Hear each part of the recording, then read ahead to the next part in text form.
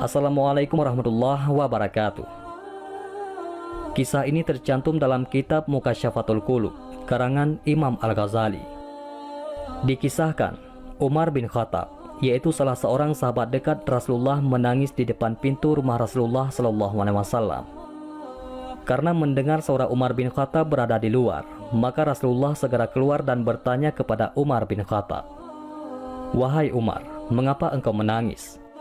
Kemudian Sayyidina Umar menjawab, "Ya Rasulullah, bersamaku ada seorang pemuda yang telah membuat hatiku sedih dengan tangisnya."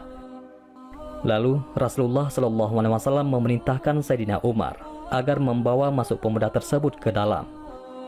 Atas perintah tersebut, Umar bin Khattab lalu mengajak pemuda yang datang bersamanya, sambil keduanya tetap menangis. Pemuda itu disuruh duduk di depan Rasulullah SAW dan Umar bin Khattab duduk di sebelahnya.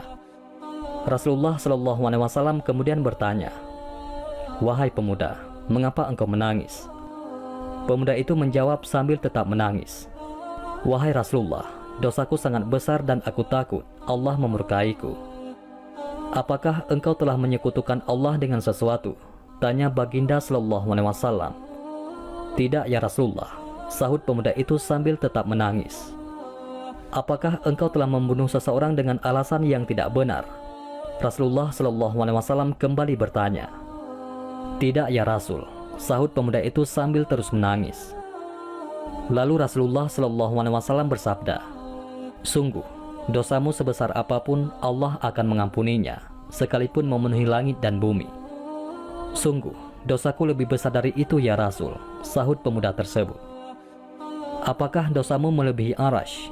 "Besar mana dengan Arash?" tanya Baginda SAW. "Dosaku sangat besar ya Rasulullah." "Lalu besar mana dosamu dengan keagungan, ampunan dan rahman Allah?" tanya Rasulullah SAW. "Tentu keagungan, ampunan dan rahman Allah lebih besar. Tetapi dosaku sangat besar ya Rasulullah." Jawabnya masih dalam keadaan menangis terisak-isak. Karena kurang mengerti maksud pengakuan dari pemuda tersebut, akhirnya Rasulullah SAW bertanya kembali, "Cobalah katakan, dosa apa yang pernah engkau perbuat?" "Aku malu menyebutnya ya Rasulullah," kata si pemuda tersebut. Karena Rasulullah SAW terus bertanya, pemuda itu pun mengatakan dosanya secara jujur. Maka dengan perasaan malu dan takut, pemuda itu pun menceritakan dosa yang dilakukannya. "Wahai Rasulullah, aku ini seorang penggali kubur sejak 7 tahun yang lalu, hingga meninggalnya putri dari seorang sahabat Ansar. Melihat kecantikan dan kemolekan tubuhnya, nafsu birahiku memuncak. Setelah kuburan sepi, kubongkar kuburnya dan kutelanjangi mayat gadis tersebut. Setelah kucumbui, nafsu birahiku tak dapat kutahan, lalu kusetubuhi.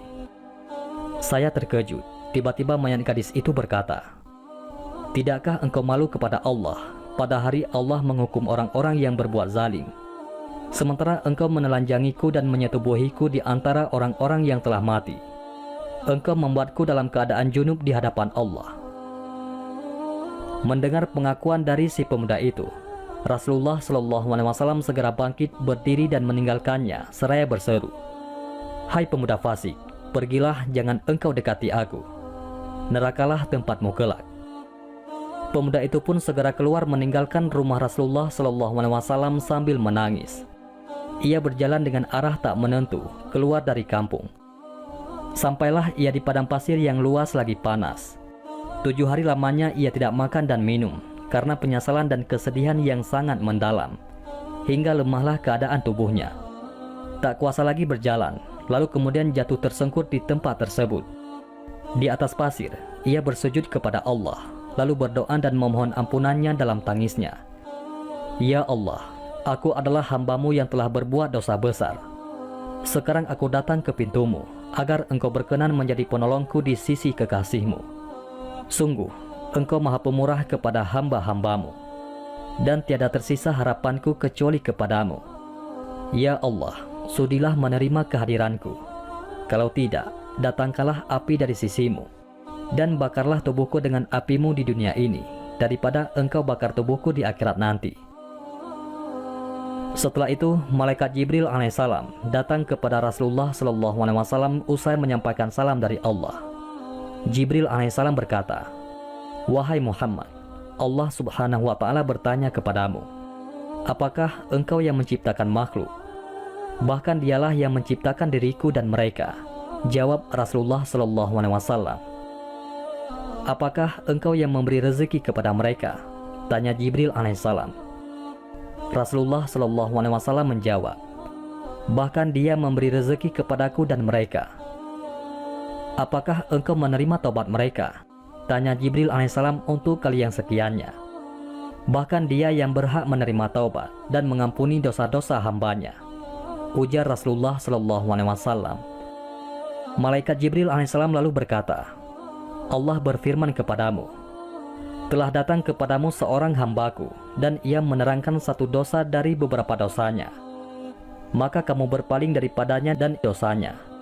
Maka bagaimana keadaan orang-orang mukmin kelak apabila mereka datang dengan dosa yang banyak lagi besar, ibarat gunung yang besar? Engkau adalah utusanku yang aku utus sebagai rahmat untuk seluruh alam.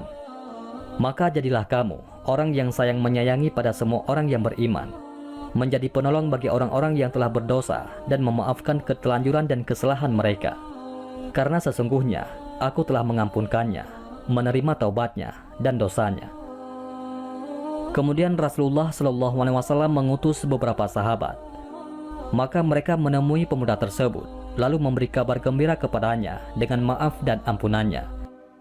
Lalu mereka membawa pemuda tersebut berjumpa dengan Rasulullah, yang mana ketika itu beliau sedang menunaikan sholat maghrib, dan mereka pun bermakmum di belakangnya. Ketika Rasulullah Shallallahu Alaihi Wasallam membaca surah Al-Fatihah yang dilanjutkan dengan surah At-Takatsur sampai baginda membaca hatta zurtumul maqabir, maka berteriaklah pemuda itu dengan keras lalu langsung jatuh. Ketika selesai sholat, mereka dapati pemuda itu telah meninggal dunia. Mudah-mudahan Allah menerima taubatnya. Wallahu a'lam bishawab. Mudah-mudahan ini semua bermanfaat. Assalamualaikum warahmatullahi wabarakatuh.